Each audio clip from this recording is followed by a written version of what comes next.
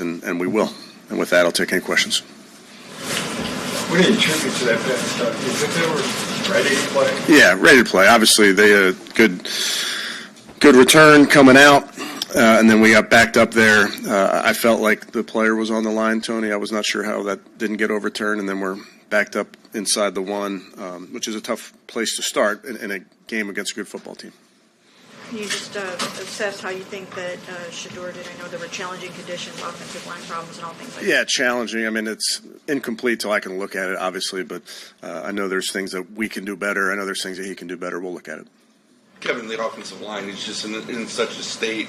How difficult is it to get any sort of evaluation on quarterback, offense, anything with the amount of, just the amount of injuries? Yeah, I think you won't hear excuses from us in terms of who's in there, not in there, those type of things. We trust the guys that are in there. We go to battle with those guys. So we have expectations regardless of who's in there. Early on, was there something wrong with Sanders' wristband? Yeah, there was a miscommunication early. I think they mentioned that you guys had the wrong plays in the wristband on the first two drives. Is that accurate? No. Yeah. There was something. I don't know if the wristband got something on it or whatever it was, but there was we got that fixed pretty quickly. And what about the interceptions? Obviously, the second one was not Shedeur's fault, but the other two looked like he just kind of made some poor decisions there. Yeah, I'd rather look at it, Mary Kay, to give you a more informed answer. We know that team is good at taking the ball away, particularly intercepting the ball, so we'll learn from those. And what about the one that did get ripped out of Jerry Judy's hands? I mean, what can you say about that? Yeah, obviously we're trying to make a play there. In that moment, trying to get on the board, their guy made a good play. And I know you have told us that Shedeur is the starter for the last 4 games of the season. That still holds? Yes. Kevin, can you quantify just how difficult the cold made it to operate at times in this game? Yeah, I think it was the same for both teams. You know, I think we knew what it was going into it. We deal with those elements. Crowd noise is the advantage that the home team has in a game like this.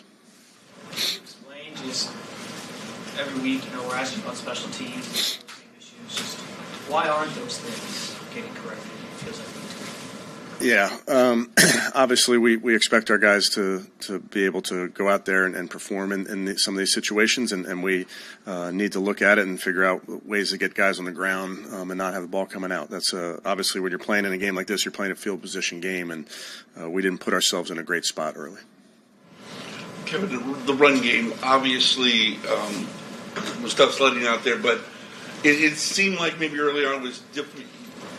You guys seem to be, going leaning more to the pass. Was the game plan to kind of come out, throw it a little bit more, or is it kind of game situation? Yeah, I'd say game flow, game situation, those type of things. But we have to get, we all of us have to do a better job to get that run game going. Overall, how would you assess the pass protection? Because it looked like they were kind of throwing some pressures, and they were some unblocked pressures. But how would you kind of assess the play? Yeah, again, hard to give you a good answer right this minute, but until I look at it. But they have a good pressure package. When you get in those pass downs, they do a good job with a lot of their looks, whether they bring guys or drop them, like you mentioned. So felt good about our plan. Obviously, we'll look at it. The communication between Luke and Shedeur, did it hold up was it up to par? Yeah, I don't think communication was an issue with Luke and Shedeur. They seem to be on the same page. Kevin, Shedeur connected with Isaiah on a couple of big plays, but there was one play it looked like did maybe Isaiah not run like more on the inside? The one incompletion, it just I saw it.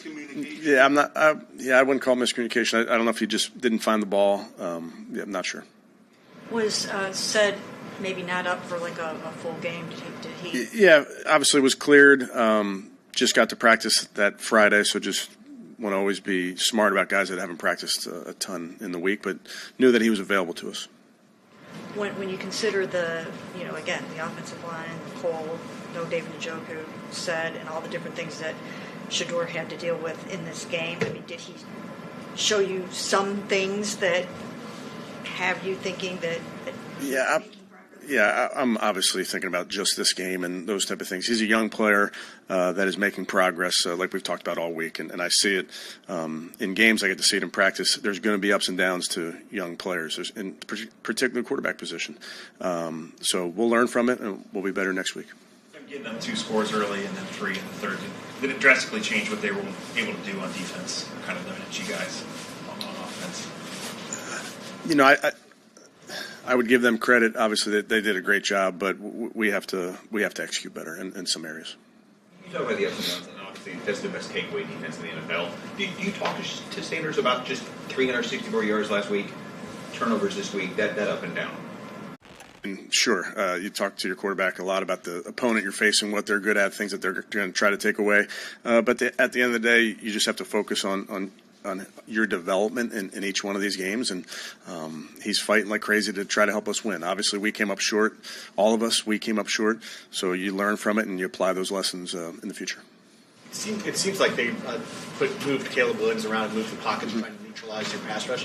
What did you think of what they were doing there, and what kind of pressure does Caleb put on a defense when he's out of the pocket? Yeah, well, we knew all week going into this one that he's as elusive as anybody is in the league. Obviously, they have designed plays for him to get outside the pocket. And then he has ways to off structure get outside the pocket. The touchdown pass that he made, running out of bounds is a really high level play for a quarterback. But they do a nice job in their design on some of those keepers and the play actions. And then obviously he just has that ability to extend plays.